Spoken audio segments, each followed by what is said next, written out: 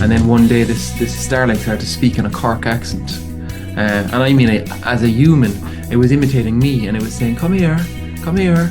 And it was imitating me calling my dog back in from the garden. Sean, welcome to the Mindful Podcast.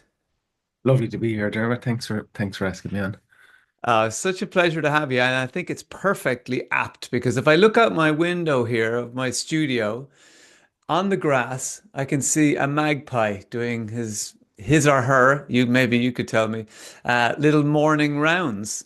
And for you, I guess it all started with a humble magpie. Yeah, absolutely. So, uh, my very first memory of a bird is of a magpie, and it's a great memory because it's a bird that was introduced to me by my grandfather, Pops, my father's father, and he had a great love for nature. He passed it on to my father, and of course, then I inherited it. And although it's on on face value, it's a very common bird, and it's a it has two colors, black and white. But when you look at it more closely, it comes to life. It has this vivid iridescence of purple and green, and they're brilliant. And as a member of the crow family, of course, they're highly intelligent too. And people think that they just have these raucous calls, but actually they have a whole series of vocalizations.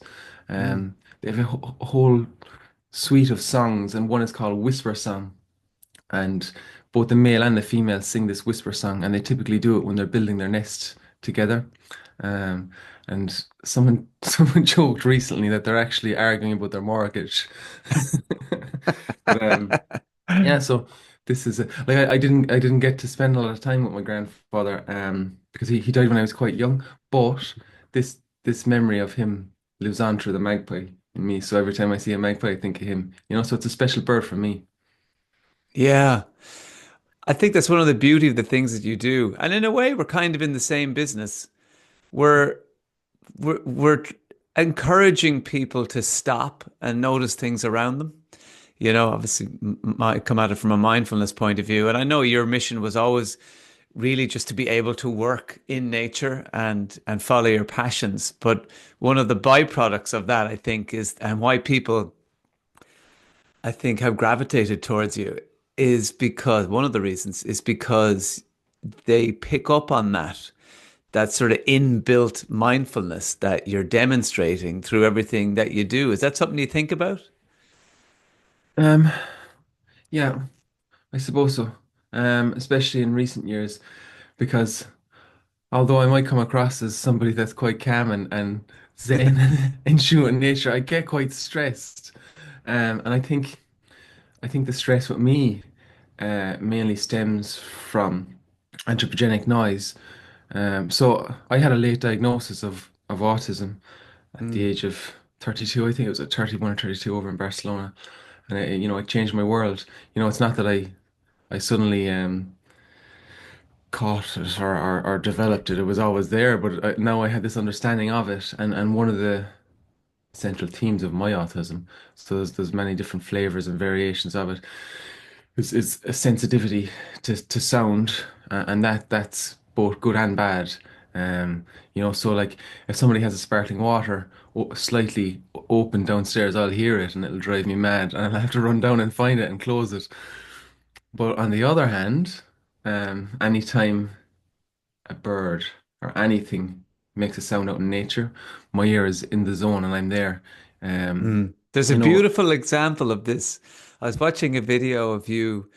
It's an Irish Times video, and Oh it's yeah. like a mini doc. You're out in the wilds, and you're just talking about, you're sitting surrounded by the trees, and you're talking about how we have to be careful and mind our environment, and you're in this kind of deep philosophical discussion, and then you just immediately break away and you go, what's that? And you run down the road, and it just showed to me that you're constantly scanning Yeah.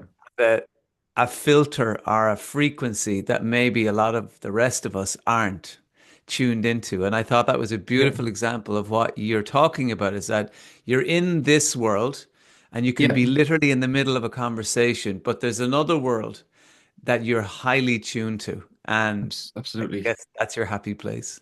Yeah. So there's two frequencies that are running in my brain, and I would Mm, say I'm 70.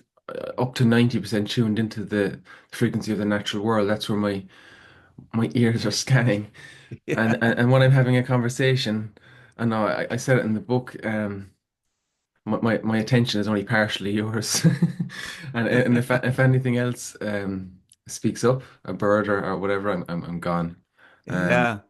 I and can so relate to that. I don't know whether it's from years of drumming or working on the radio and that it's my hearing, but I do remember as a child, um, I would be certain noises would be really annoying me where they other people wouldn't be aware of them. Like if I go for my friend Dave, who I worked with on the radio for years, used to slag me because we'd go into a cafe and I'd say I can't stay here because all I can hear is that fridge and I can't tune to your conversation. I'm just hearing fridges.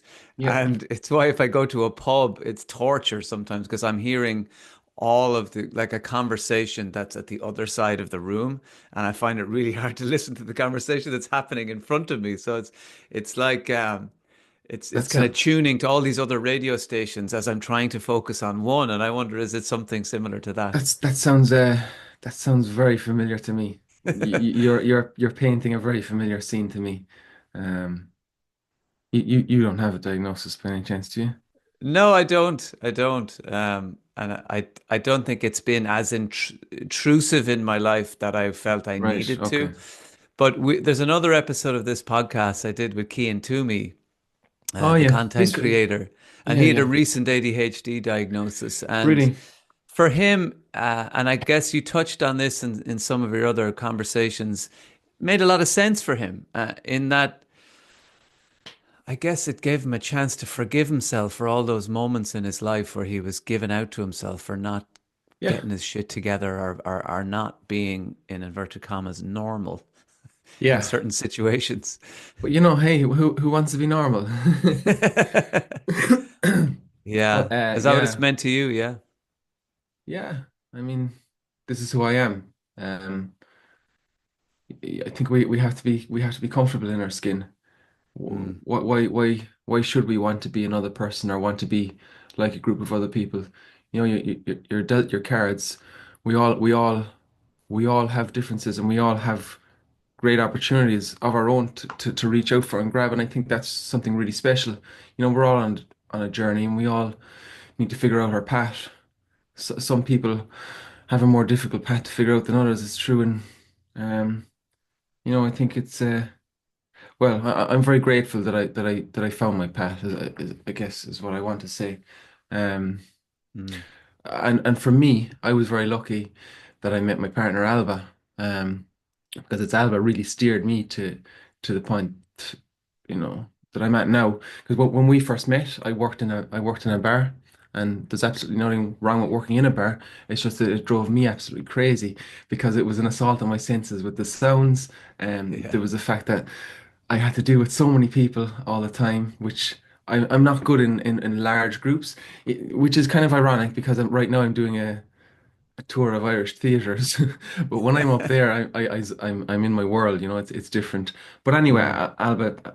Alba knew that I really needed to be working in nature, and she told me one day, she said, "Seán, quit this bar, um, quit it, and I'll have your back." And I said, "Sure, I can't do that because then it'll just be you carrying the two of us." And she insisted, and I quit. And a week later, I actually got my first job in ornithology, and I'll never forget it because I never told them that I didn't drive. And I was the first job that they wanted me to do was out in the bogs in the Midlands in County Longford.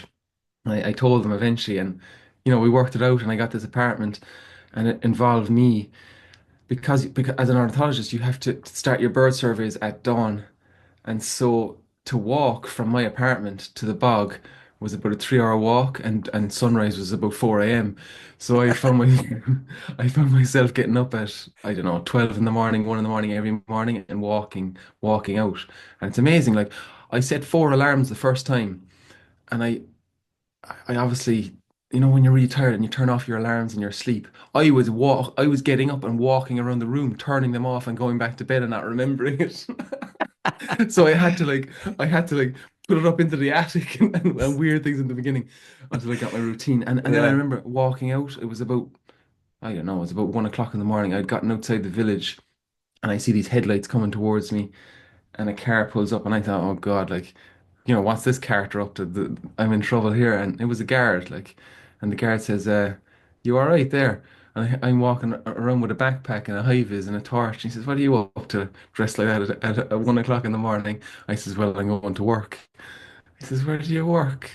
And I says, well, I'm going out to the bog, to the bog. He says, at 1 o'clock in the morning. I says, yeah, I'm doing bird surveys. So he offered me a lift out and I turned him down. Because I said, if you give me a lift out, I'm going to arrive to the bog at 2 o'clock and I'm going to be sitting there in the dark. And we got to know one another. Um, yeah, It's not your first time bluffing, and I loved in the book when you took your first job as a barman and said, "Oh yeah, yeah, I know that's everything true. about being working in a bar." Um, so you then ran around the corner, went to another bar where your friend worked, said, "Quick, show me how to pull a pint." He showed you, and you're like, "Okay, got it." Ran back And to the other bar, and and of off you all went. of all things, I was in England and I asked him to show me how to pour a pint of Guinness, which was shameful. Yeah, worst country in the world to ask that question.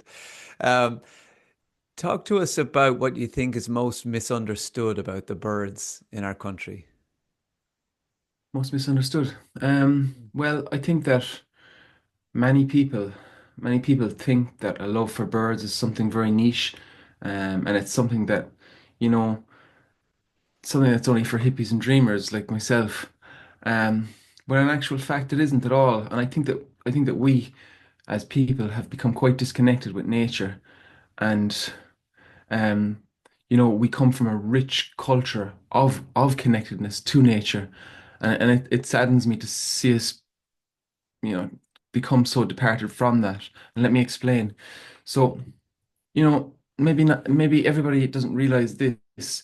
And in Ireland, 63% of our birds are at risk of extinction. That's a serious number. And that number isn't going to go away. It isn't going to it isn't going to decrease, and in fact, it will increase unless we change our ways and stand up and care for them. And so, at the root of all of this is habitat loss and degradation. Um, and people sometimes ask me, what does it matter if we lose this bird or we lose that bird? Well, it matters greatly, not just because I miss them or because other people will miss them, but because they're the canaries in the mine, pardon the pun, so to speak. And when when these birds disappear, when the multiple birds are at risk of extinction, it's a sign of something much greater and something that will affect all of us, not just in an aesthetic way or a nostalgic way. It's a sign of a deep problem in the land that we live in and the land that we rely upon. And if that isn't enough to move people, my work, the work that I do, and I think there are a lot of people out there who are already, sharing really sad things and really kind of, they're approaching things in a way that kind of angers people or saddens them. I want to share the beauty of things with people to show them just how astoundingly beautiful and educational and just amazing things are to really move them um, into action. Um, But I think and that's what people really connect to. It's that passion that you have is so from the heart that it takes you take people with you on it, and the lovely detail, and you're not just showing them pictures of birds like you might see in a book. You're telling them little quirks and traits and opening up the world. Like I love when you talk about that um, many birds are mimics, and yeah, I'm a mimic, and I guess that's how I kind of started my whole comedy and radio career was from just mimicking other people and things. And yeah. um, I didn't realize that so many birds are mimicking each other. And And I didn't either, to be honest with you. And like, you know, I guess I'm out there now as the bird man, right? But like, every day for me is a school day. Every day I go out there, I learn something new. Every day I go out there, I learn multiple new things. And every day I spend time out there, it makes me realize how little I know and how Mm. little there is, or how much there is to learn, and that's incredibly exciting. It's beautiful. It's gorgeous, and that's another reason that we need to, to stand up and start fighting for nature and start giving nature the voice that it needs. Um, and Mm. yeah, so like like just this project now, it's been ongoing for 4 years. It will go on for the rest of my life. I know that. So this is And your project to document the 200 species of birds in yeah, Ireland yeah, and I guess that they were and like the record their sounds. yeah, and that was the initial objective of this. And I guess for me, I had just moved back from Barcelona.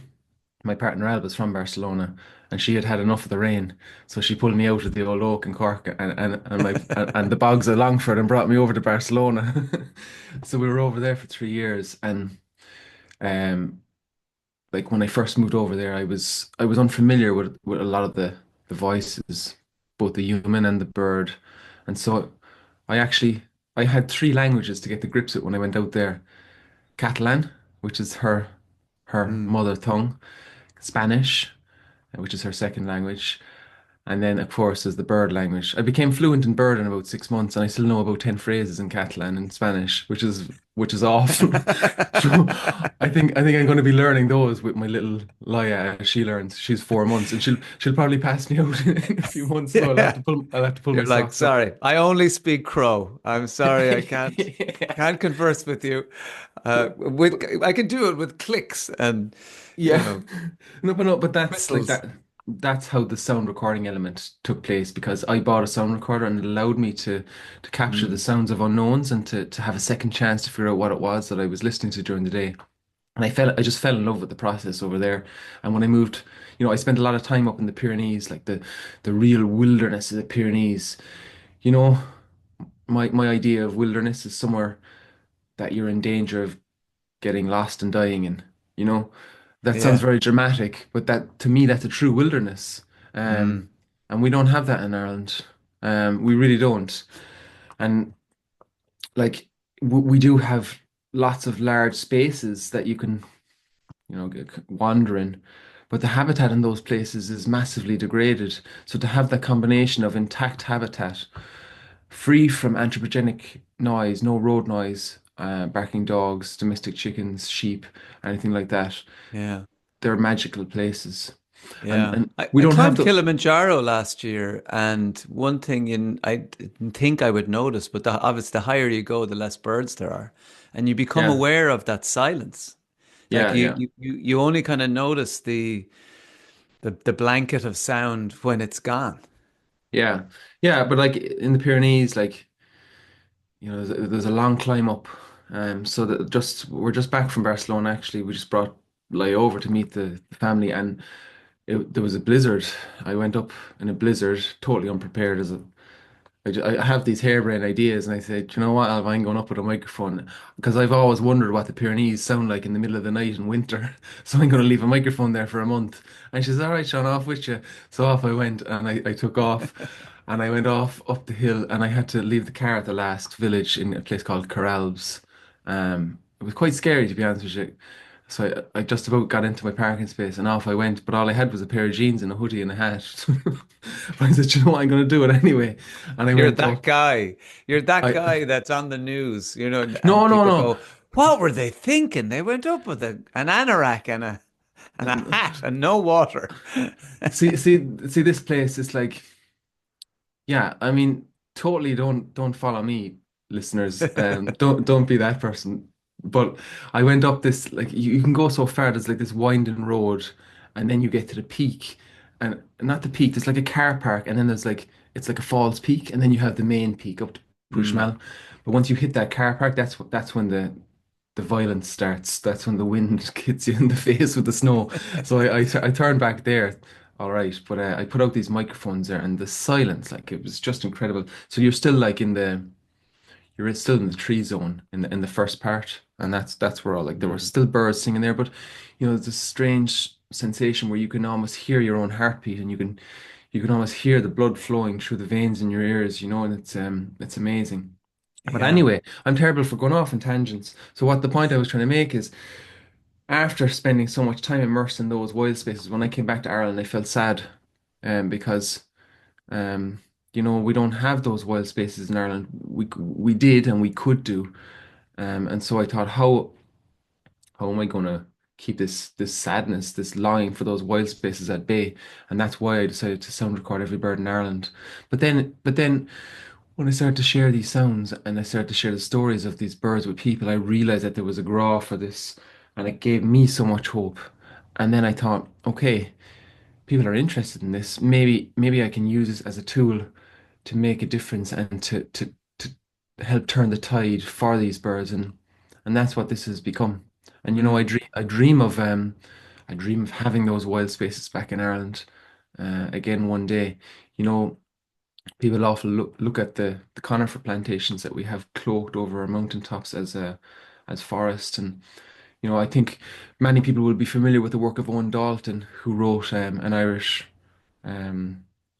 wild Atlantic rainforest, and he talks about bringing back those rainforests, and the fact that the conifer plantations are essentially a commercial crop. It's all they are. Just look at them as giant vegetables, with very mm, few birds in them.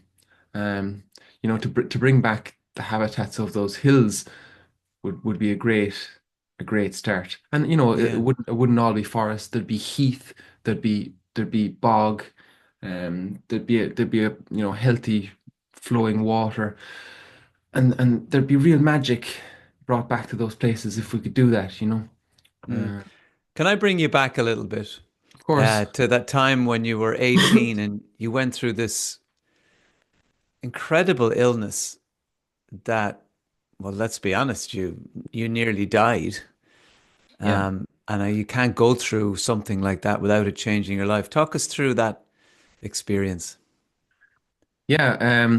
So when I went to study my degree in UCC, zoology, I entered as a raw 17-year-old. I was younger than most of my classmates. I think I was the youngest, actually.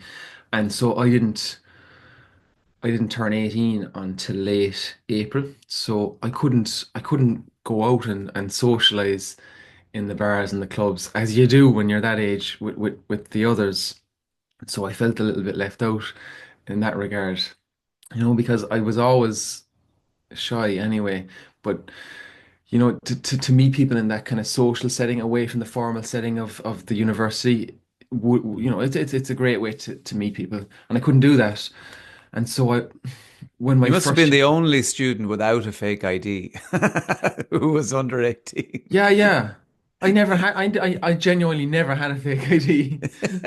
But yeah, anyway, look, I said, I'll wait. I turned 18 on the 20th of April, and it was just leading up to the exams. So I said, look, I got through all of the year without heading out. I may as well knuckle down. I did my exams, and I thought, this is it. Let's go out, go out and celebrate with everyone. And I did that, and I definitely overdid it, and I I felt very very sick, and the lads were like, "Oh, it's just a hangover. I'll go and get a Panadol." And I thought the same, like, and I did that, and it didn't work, and so I said, "Right, I'm going home."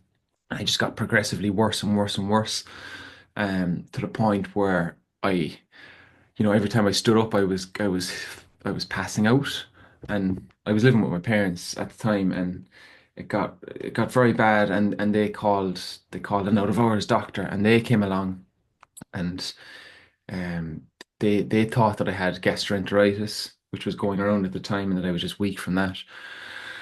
And it wasn't that, of course. It wasn't obvious to Mm, them, like, in fairness. And I tried to go to sleep, and when they came, something that I should mention is that I thought that the doctor was my aunt, and I congratulated her on becoming a doctor, which is the weirdest thing to say to a complete stranger in your house. And my parents were looking at each other like, "What is going on here?" And then I started to become delirious, and I was kind of falling asleep, and then I'd wake up suddenly, and I asked my parents, like, "Was everyone okay?" And they're like, "What do you mean, Sean?" The car crash, I was convinced I crashed a car, and that I had hurt, like, the others. I thought I was in hospital, and they're like, "Sean, you don't drive. You don't even have a theory test."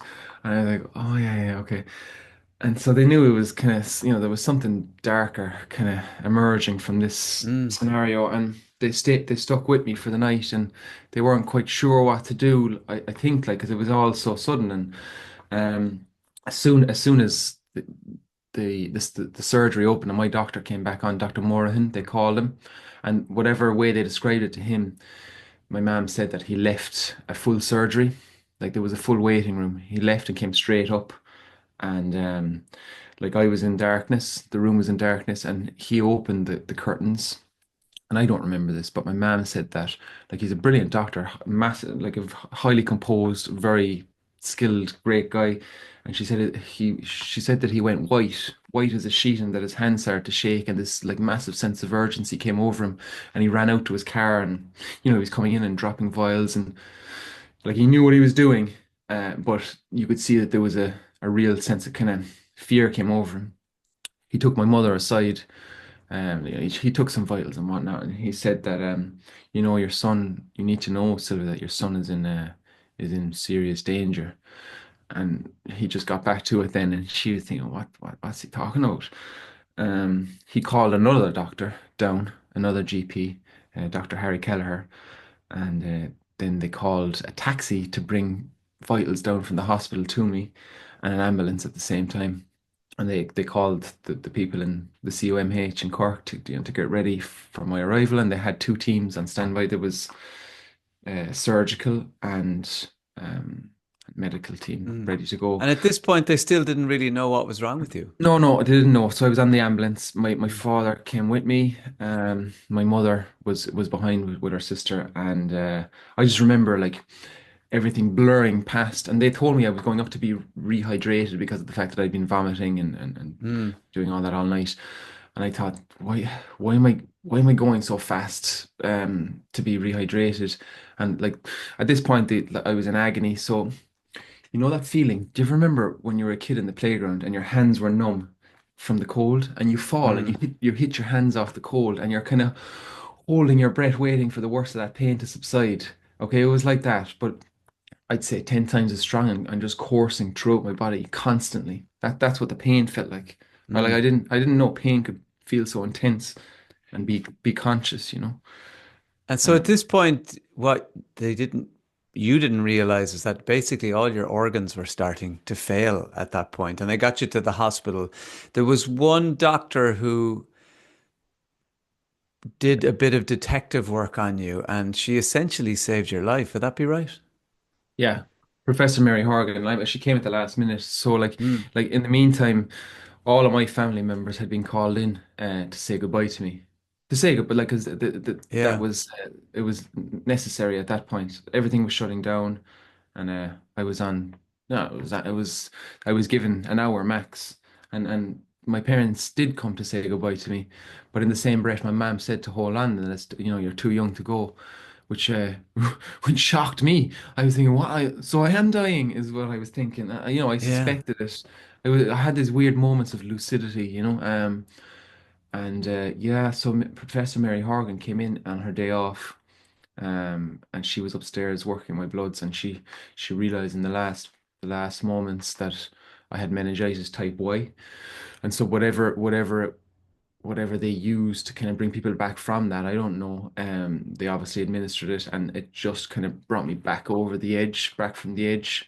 And Mm. then they told everyone like that it was still touch and go, like he might not survive it. All of his organs have been hammered by septicemia. That's what the pain was. My heart was severely damaged, and it wasn't functioning so well. And I had to go into an isolation ward then. Uh, Yeah.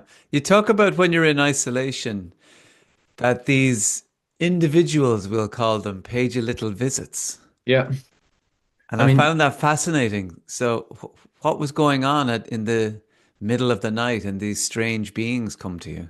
yeah, and I mean, people might find that's an unusual thing to say, but it was my perceived reality. I'm not religious. I don't believe in ghosts or anything like that. And what I think that this was my brain creating characters to help me through what was the most difficult moment of my life. And I might be wrong. Maybe I am wrong, but it's what I think. So I was in this isolation room, and because of the fact that I'd been pumped with so many drugs to bring me back. And I'd been through a severely traumatizing experience as well. Mm. I didn't sleep. I had proper, medical insomnia, and I couldn't sleep for nights.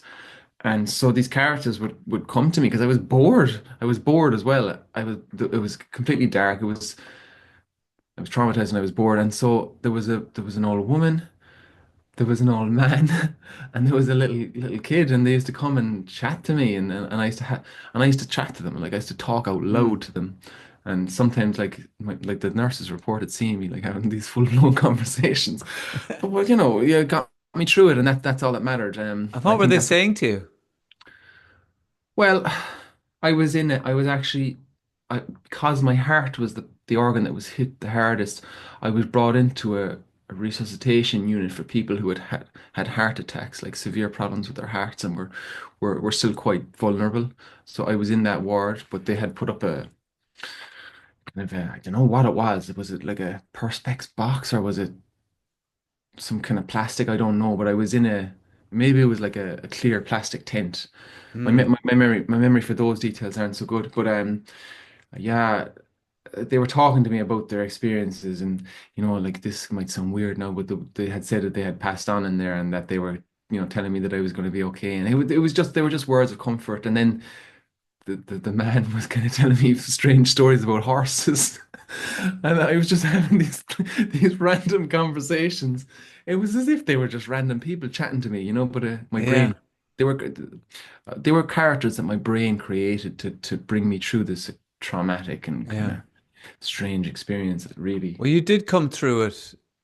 How has it shaped you, do you think? um massively. So like there were a number of like really important moments in my life. One was meeting Alba. This was of course, the second one, or well, no, this was the first one that came before actually. And Mm.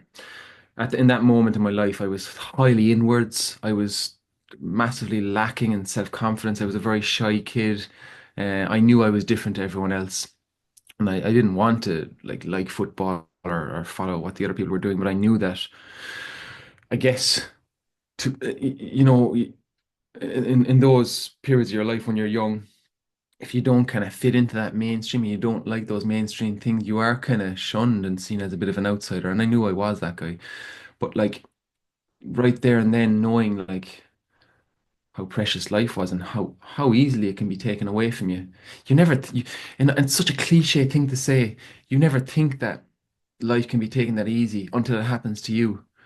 And it Mm. really is true. Like, I was a really fit and healthy young lad. Like I was always running around chasing birds, and I was always outside. And look, all of a sudden then with the flick of a switch, I was fighting for my life. And Yeah, it made me realize that can happen. That could happen to me again. I could walk out the door and like, something traumatic could happen to me, and that could be the end of it. And so it made me realize that, like, what are you afraid of?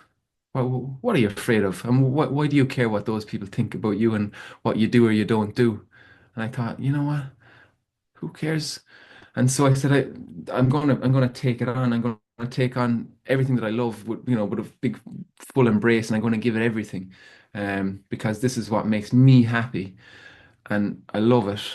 And so I'm mm, going to follow a career in wildlife, and I'm going to just pour my heart and soul into it. And I also made a promise to myself that even though I find it difficult, I didn't know why I found it difficult at the time.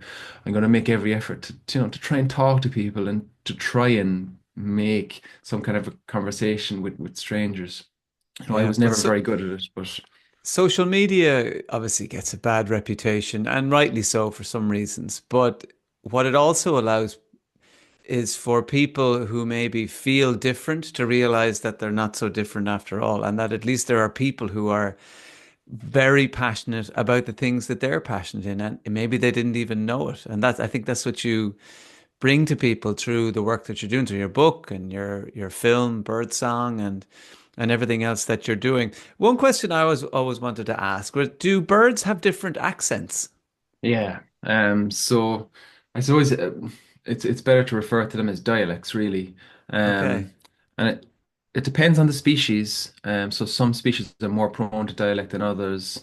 Um, Chaffinch. chaffinch and wrens are classic examples. And it's also the case that the dialects are more detectable maybe to our ear in certain species.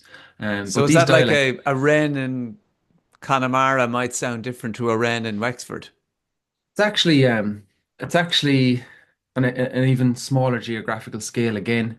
So it's often from one woodland to another, like Wow. little micro populations that are separated by some kind of a geographical barrier. So I suppose it's the same as comparing village to village in Ireland or town to town.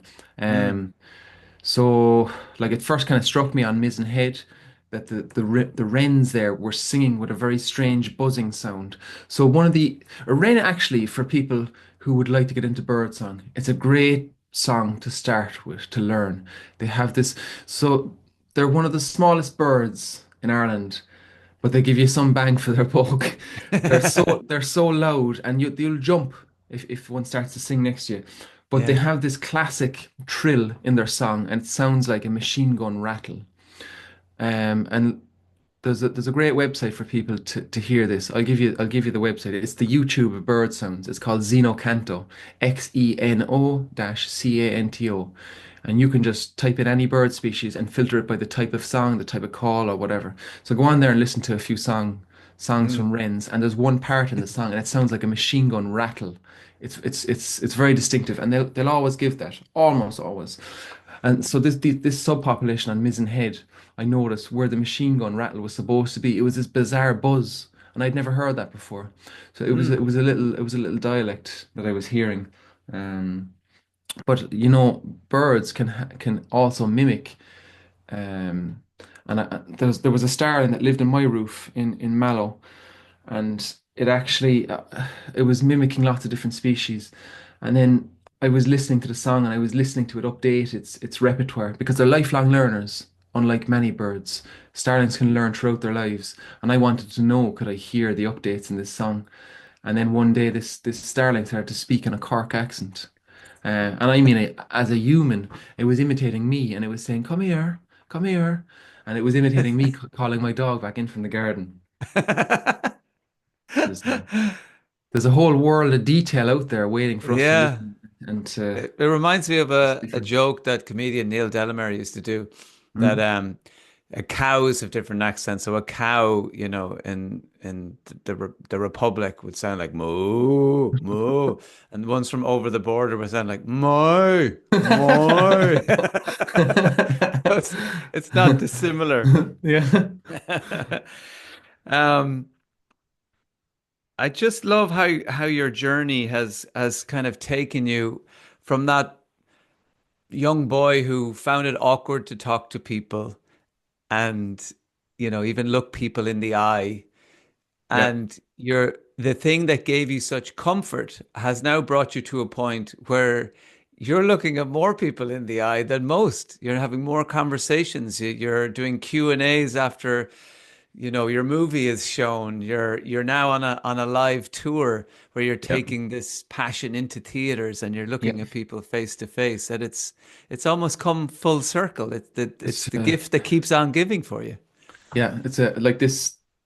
Yeah, it's nature has been with me throughout my life, and it's helped me in so many ways.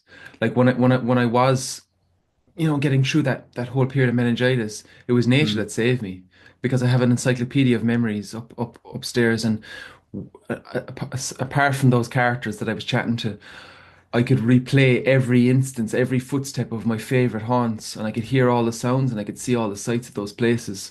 Um, but nature is also the thing that saved me from myself. Alba, Mm. Alba did, of course, as well. And if it wasn't for Alba, I wouldn't be speaking to you today. There'd be no book, there'd be no film. But nature has just been with me throughout. And you know, I would find it extremely hard to get up on a stage and talk to people about anything other than nature. But when I get out there, when I stand out there and I talk about nature, I enter this world, and I'm not standing in front of a crowd of people. I'm sharing my favorite memories and experiences with the audience, and I don't see them when I'm up there. I and maybe people will notice this. I don't think I've ever mentioned this before. My eyes aren't looking at this stage. My eyes are looking up in the air as I'm recalling the memories. Um, and I literally am swimming through those memories and just verbalizing them when I'm on there. And that's Yeah. why I might sound like I'm in another planet because I am when I'm up there. You've an Uh, incredible memory. Like the detail in your book in terms of things you're recounting from when you were 5 or 6. Most of us remember things in sort of a gist. Oh yes, that was a great day. But if you had to ask me the details or colors, I may not be able to recall them. But you yeah, seem to just literally, visually and audibly record I your have life. I have this strange thing, and I only realized that it was strange that I can remember back to the time when I was in the crib, and I'm not joking about that. I can Yeah. remember when I was about 2 years old in the crib, and I can remember hearing the wind whistling through the windows. You know that sound that you hear. We probably don't hear it so much now that we have these double and triple glazed windows, but you remember the older Yeah. windows, and you used The to hear the sound of an wind. Irish bungalow and poor insulation. Yeah, and you'd hear the wind like. Yeah. It used to scare the hell out of me, and it used to make me cry. And my parents couldn't like I wasn't speaking, and my parents would have to come in, and they'd have my dad told me, Sean, you were a nightmare. I used to have to sit on the ground, and I used to have my hand in through the crib until you fell asleep, and I'd have to sneak my hand away. And if it made even the slightest wrong movement, you'd be up, and I'd have to go again. And I remember why I was like that. I was afraid of the wind whistling through the thing, and there was this teddy bear. There was a giant teddy bear in the corner of my room, and it looked it looked demonic to me in the nighttime. So my memory goes way back, and I'll tell you what. I spoke to Blind Boy a while back, and he told me I have the same thing, and it turns out that many people on the spectrum have this Mm, great memory recall, and that our memory goes even further back, and I think that that's what it is, and I think that's what allows me to tell stories. I only discovered that I love telling stories through this project, and it's a great yeah. thing to have those memories and those details to dip back into and to recall. It's great Yeah. fun. I love it. I love telling stories. Well, you're no longer the baby. In fact, I'm very grateful to you for talking to me today because I know you had a poor night's sleep because the new Yeah. baby has been keeping you awake. And congratulations. Do you think now, I know at 4 months old, they're a little bit too young to share your love for birds just now, but I know that Pops, your granddad, passed the love on to your father. Your father shared it with you. Is it going to go to a new generation, do you think? Think so. So like from the get-go, when I brought her home here, I have a poster of birds. It's like a child's poster, but we have it Yeah. on there anyway. And And what's her name? Laia, it's a Catalan name.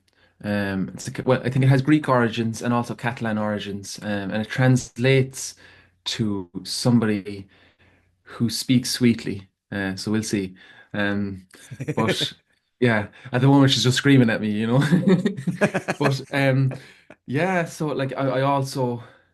I can see that she's very visual. I assume most kids are, and I bring her around. I face her outwards, and I always point at the birds in the garden. Mm. Now that her eyesight range is extending, she's starting to watch them, which is great. And just the other day, we found this mega roost of house sparrows in El Prat de Llobregat, where Alba's from, and she lifted her head up and she was listening with her mouth agape, and it Yeah. reminded me of myself looking up at that magpie with Pops. So I really hope that she does love it. But I'm also conscious of not wanting to be that parent that forces my love of whatever topic onto her. But I think that a love for nature is something different. It's something that we need to pass on to our kids because Mm. it's no different to teaching your kids to respect elders or to respect people in general. Nature is something that's to be respected and loved and I really hope that she will. I think she will. I think she will. Mm. I think she will too. Um, I'll leave everybody on a little quote from your book, which I think sums up how mindful your world is. It says, "We only need to take the time to look and listen to what is right in front of us. And you never need to look too far. Stop searching for the big show. There's no need. Open your mind and let it come to you." Beautifully put. Sean, I really want to thank you for chatting to me this morning. Um, I can't wait for people to go and read your book. They can listen to it on Audible too. I've started doing that as well because there's little bird songs in there. And of course, you get to read it yourself. And I think to always hear the author share their passion through their own voice is always really special too. So for people that are wanting to catch me on tour, you can get me on my Instagram, which is at Irish Wildlife Sounds, but also my website. I have a list of all the venues and tickets. So my website is just irishwildlifesounds.com. Beautiful. Thanks so much for chatting to us, Seán. Thanks for having me, Dermot. It's a pleasure.